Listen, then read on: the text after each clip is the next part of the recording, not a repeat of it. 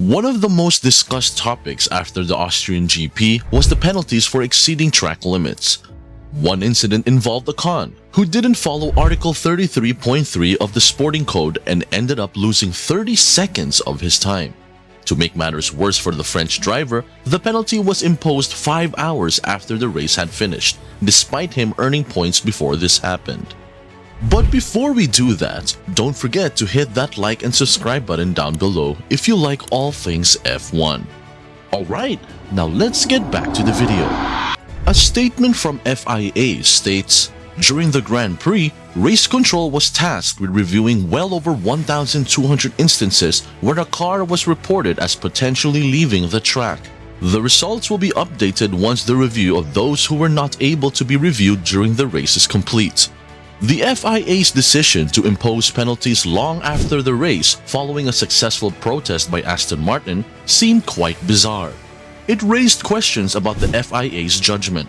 Horner and Wolff, among others, expressed strong criticism regarding this issue.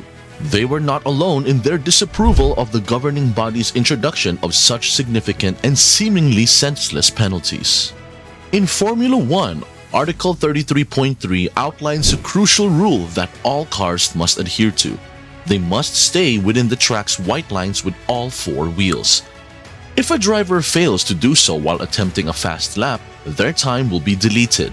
However, during the race, drivers are given 2 additional opportunities to correct any track limit violations before receiving a penalty. After 3 violations, the black and white flag is waved, indicating that any further breaches will result in a 5-second penalty. The main issue in Austria was the excessive number of track limit violations. Drivers were consistently crossing over the white lines, creating a difficult situation for the stewards who had to deal with over 1,200 breaches of the article mentioned earlier. Due to the sheer volume of violations, many penalties were overlooked and not reviewed by the stewards. However, after Aston Martin lodged a protest regarding this issue, it was successful, leading to the additional of 12 penalties for various drivers. Ocon was particularly affected, receiving a 30-second penalty as a result. The situation does raise concerns about the inconsistency of the FIA's enforcement. While rules are indeed rules, the high number of 1,200 track limit breaches during a 71-lap race does make one question whether it is solely the driver's fault. Hamilton has expressed the need for immediate changes to be made to the track.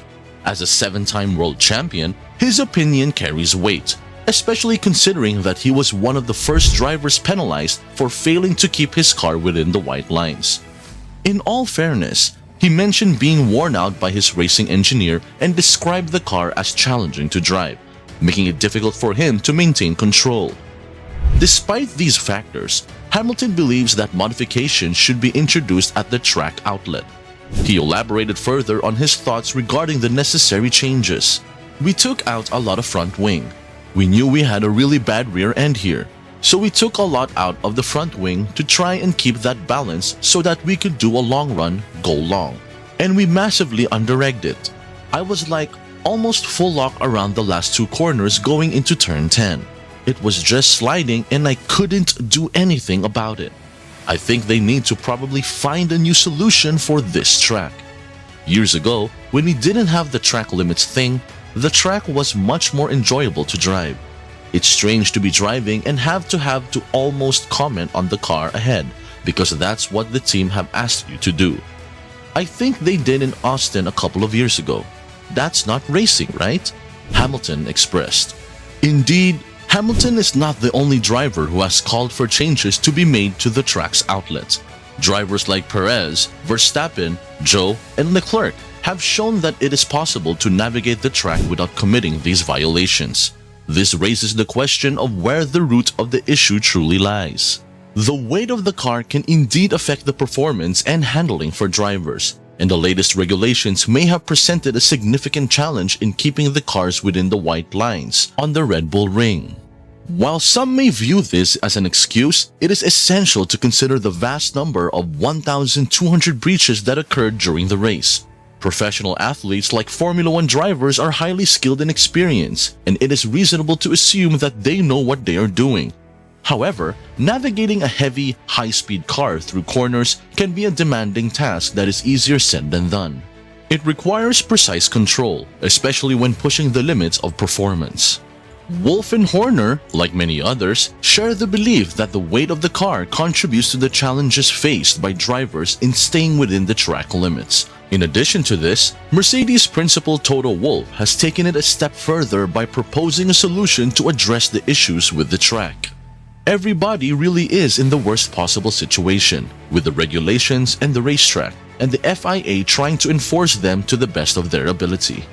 There are cameras and sensors, and they spent some time looking at it.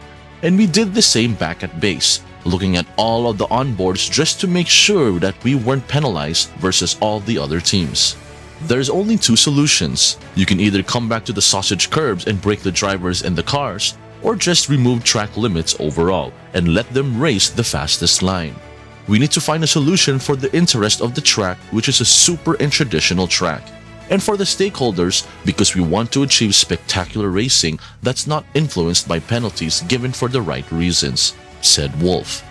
The track limit penalties themselves may not be a major concern for Mercedes, but the timing of the penalties and the aftermath of the race have drawn significant attention. Imposing penalties 5 hours after the race's conclusion has been viewed as obnoxious by many. Fans have voiced their opinions, suggesting that Aston Martin has gained influence within the FIA due to their protests, particularly as they quickly lodged a protest after a difficult race in Austria. Nevertheless, despite the penalties, both Alonso and Stroll were able to gain one position and an additional point in their fight with Mercedes. Hamilton, on the other hand, ended up with a total of 15 seconds of penalty time after the Austrian GP.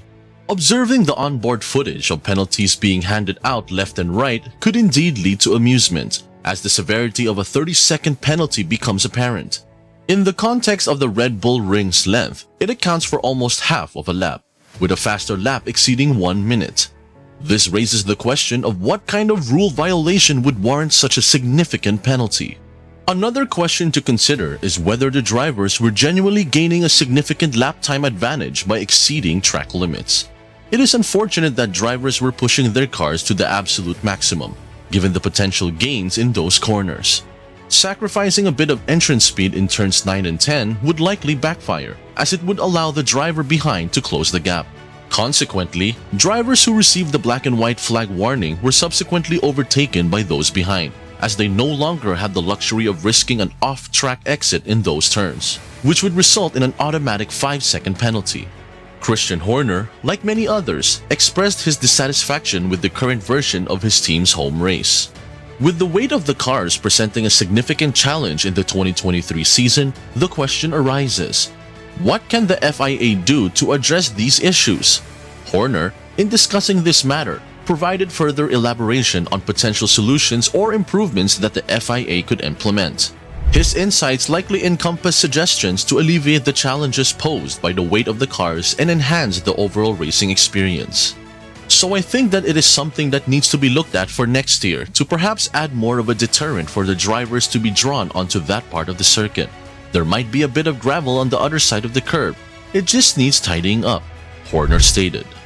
The presence of other racing competitions such as MotoGP at the same circuit can complicate the changes to the track's outlet for Formula 1. Considering the high speeds at which MotoGP riders enter corners, running over curves or gravel traps could prove challenging and potentially dangerous. While changes are necessary, Aston Martin's protests following the race raised concerns and sparked debate about the FIA's decision to add penalties 5 hours after the race concluded. This situation has led some to question whether the sport has become more focused on the drama and spectacle rather than the pure racing experience, with fans seemingly drawn more to the excitement and controversies.